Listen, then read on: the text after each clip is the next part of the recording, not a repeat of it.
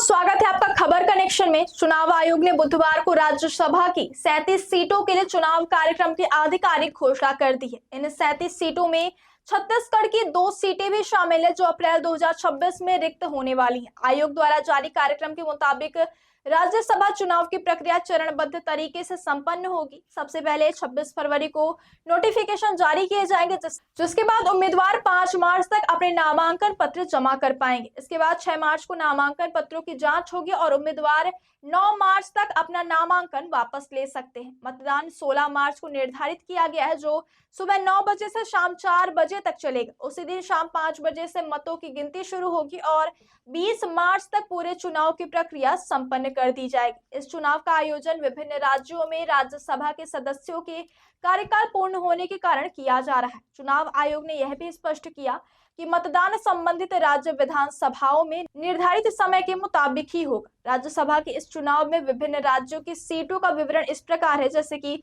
महाराष्ट्र में 7 सीटें, ओडिशा में 4 सीटें, तमिलनाडु में 6 सीटें, पश्चिम बंगाल में 5 सीटें, असम में 3 सीटें, बिहार में 5 सीटें, छत्तीसगढ़ में 2 सीटें, हिमाचल प्रदेश में 1 सीट और तेलंगाना में 2 सीटें और हरियाणा में 2 सीट रिक्त होने वाली है। छत्तीसगढ़ से वर्तमान में रिटायर होने वाले सदस्य कवि तेजपाल सिंह तुलसी और फूलो देवी नेताम हैं। इन दोनों सीटों को लेकर राजनीतिक दलों में पहले ही हलचल शुरू हो चुकी है और आने वाले दिनों में उम्मीदवारों के नाम सामने आते ही चुनावी तस्वीर और स्पष्ट हो जाएगी। राज्यसभा चुनाव की घोषणा के साथ ही राजनीतिक गतिविधियां भी तेज हो गई हैं। जिन राज्यों में सीटों की संख्या अधिक है, वहां दलों के रणनीतिक समीकरण अहम भूमिका निभाएंगे। इस बार छत्तीसगढ़ में 2 सीटों के कारण राजनीतिक गतिविधियां अधिक बढ़ने की संभावना है। राजनीतिक दलों द्वारा संभावित उम्मीदवारों की सूची पर विचार और चर्चा शुरू हो गई है और गठबंधन रणनीतियों पर भी ध्यान केंद्रित किया जा रहा है।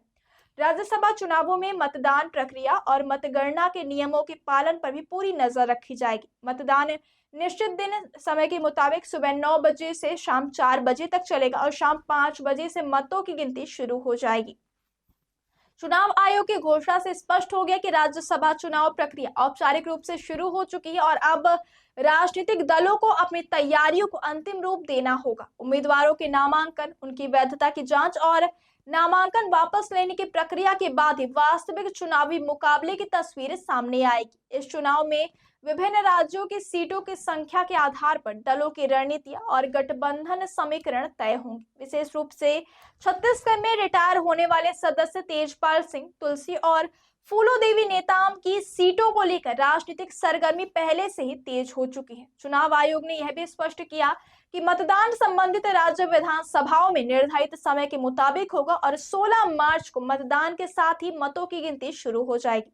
इस प्रकार 20 मार्च तक राज्यसभा चुनाव की पूरी प्रक्रिया संपन्न हो जाएगी। छत्तीसगढ़ की दोनों सीटों के लिए राजनीतिक गतिविधियां बढ़ने की संभावना के साथ ही उम्मीदवारों के नाम सामने आते ही चुनाव की पूरी तस्वीर और स्पष्ट होगी। फिलहाल चुनाव आयोग की घोषणा के साथ ही राज्यसभा चुनाव की प्रक्रिया औपचारिक रूप से शुरू हो चुकी है और अब राजनीतिक दलों के लिए यह समय अपनी तैयारियों और रणनीति को अंतिम रूप देने का अवसर है।